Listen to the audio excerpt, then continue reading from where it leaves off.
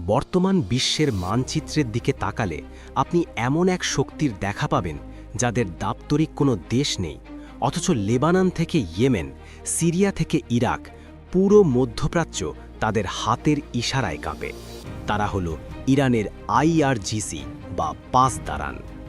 আজকের এই বিলিয়ন ডলারের অর্থনৈতিক সাম্রাজ্য আর অত্যাধুনিক মিসাইল প্রযুক্তির আড়ালে লুকিয়ে আছে এক বিভীষিকাময় যুদ্ধের ইতিহাস।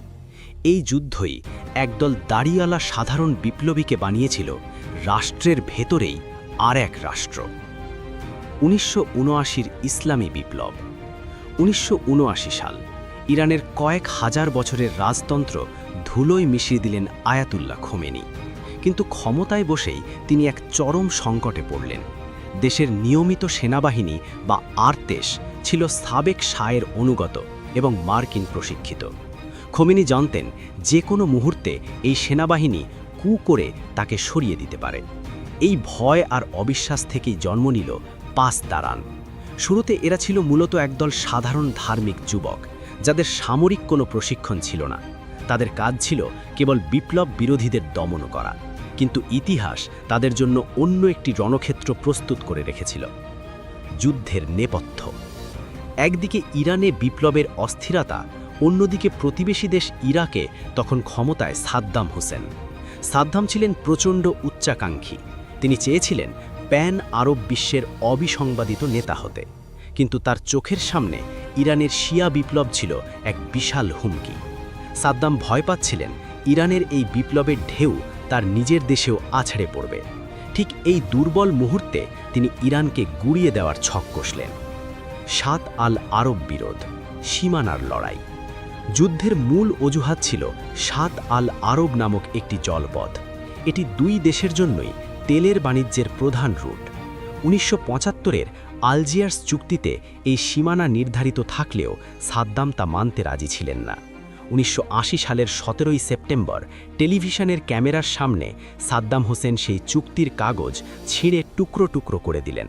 এটি ছিল যুদ্ধের এক ঔদ্ধত্যপূর্ণ ঘোষণা। মহাপ্রলয়, বিমান হামলা ও বিশৃঙ্খলা।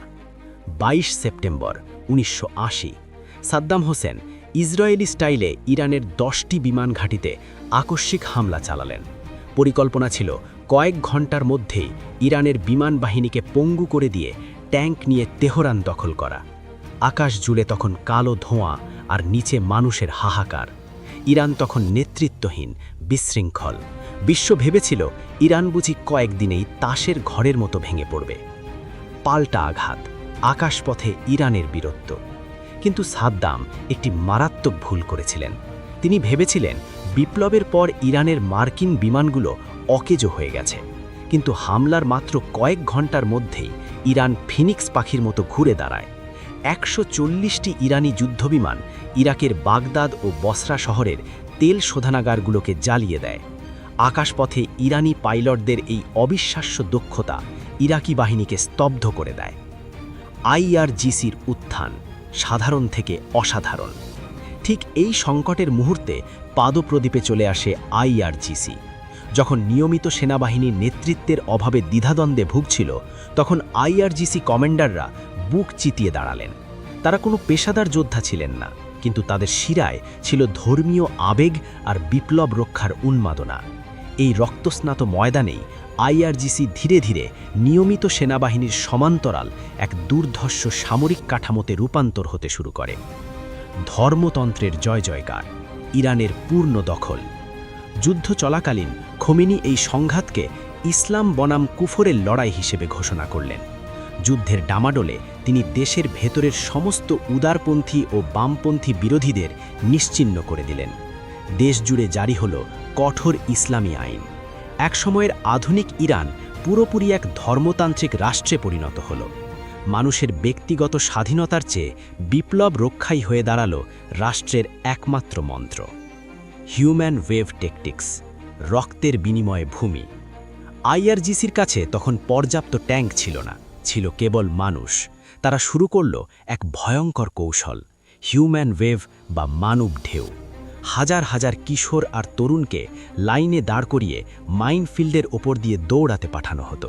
তাদের গলায় ঝোলানো থাকত একটি প্লাস্টিকের চাবি, যা ছিল জান্নাতের চাবি। মাইনগুলো তাদের শরীর দিয়ে বিস্ফোরিত হয়ে পথ পরিষ্কার করত, আর সেই ছিন্ন বিচ্ছিন্ন লাশের স্তূপের ওপর দিয়ে রাষ্ট্রীয় বাহিনী এগোত। এটি ছিল আধুনিক যুদ্ধের ইতিহাসের অন্যতম করুণ আর শিউরে ওঠা দৃশ্য। বসরার যুদ্ধ, মরণপণ লড়াই। 1986-87 ইরান এখন রক্ষণাত্মক নয়, আক্রমণাত্মক। তাদের লক্ষ্য ইরাকের প্রধান বন্দর শহর বাসরা। ইতিহাসের অন্যতম রক্তক্ষয়ী পরীক্ষা যুদ্ধ শুরু হলো এখানে। সাদ্দাম উপায় না দেখে নিষিদ্ধ রাসায়নিক অস্ত্র বা নার্ভ গ্যাস ব্যবহার শুরু করল। হাজার হাজার ইরানি সৈন্য গ্যাসের যন্ত্রণায় ছটফট করে মারা গেল। কিন্তু আইআরজিসি এক চুলও পিছিয়ে আসেনি। মৃত্যুর মুখোমুখি দাঁড়িয়েও তাদের এই অনড় অবস্থানই জনগণের চোখে তাদের অজেয় করে তুলল। ইরান কন্ট্রা স্ক্যান্ডেল, বিশ্ব রাজনীতির নোংরা খেলা। যুদ্ধের মাঝপথেই বিশ্ব রাজনীতির এক ভয়ঙ্কর ভণ্ডামি সামনে এলো। আমেরিকা প্রকাশ্যে ইরাককে সমর্থন করছিল, কিন্তু গোপনে ইরানকেই অস্ত্র বিক্রি করছিল। লক্ষ্য ছিল লেবাননে জিম্মি হওয়া মার্কিনদের উদ্ধার করা, আর সেই অর্থ দিয়ে নিকারাগুয়ার কন্ট্রা বিরোধীদের সাহায্য করা।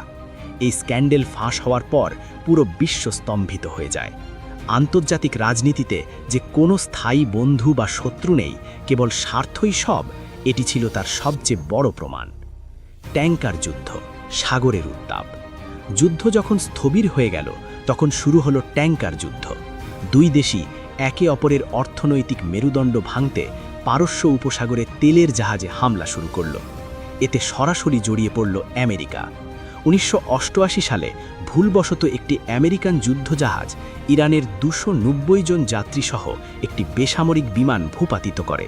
পরিস্থিতি এমন এক খাদের কিনারায় পৌঁছায় যে ইরান আর যুদ্ধ চালানোর ক্ষমতা হারিয়ে ফেলে। বিষের পেয়ালা, 1988 সালের যুদ্ধবিরতি। 20 আগস্ট 1988 দীর্ঘ 8 বছরের বিভীষিকার অবসান ঘটল। আয়াতুল্লাহ খোমেনি রেডিওতে ভগ্ন কণ্ঠে ঘোষণা দিলেন তিনি এই যুদ্ধবিরতি মেনে নিচ্ছেন, যা তার কাছে এক পেয়ালা বিষ পান করার সমান। কারণ তিনি সাদ্দামকে উৎখাত করার যে স্বপ্ন দেখেছিলেন তা অপূর্ণই রয়ে গেল। ধ্বংসস্তূপ থেকে অর্থনৈতিক সাম্রাজ্য।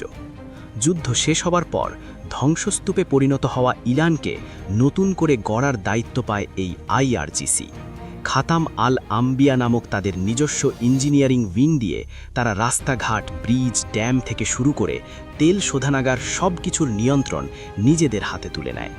এভাবেই সামরিক শক্তি থেকে তারা পরিণত হয় এক বিশাল অর্থনৈতিক মাফিয়ায়। কুদস ফোর্সের জন্ম ও প্রক্সি ওয়ার। যুদ্ধের ময়দানে জন্ম নেওয়া এই রক্ষী বাহিনী কেবল দেশের ভেতরেই থেমে যায়নি। তারা 8 বছরের যুদ্ধে বুঝতে পেরেছিল নিজেদের সীমানায় যুদ্ধ লড়ার চেয়ে শত্রুর সীমানায় প্রক্সি যুদ্ধ চালানো অনেক বেশি বুদ্ধিমানের কাজ।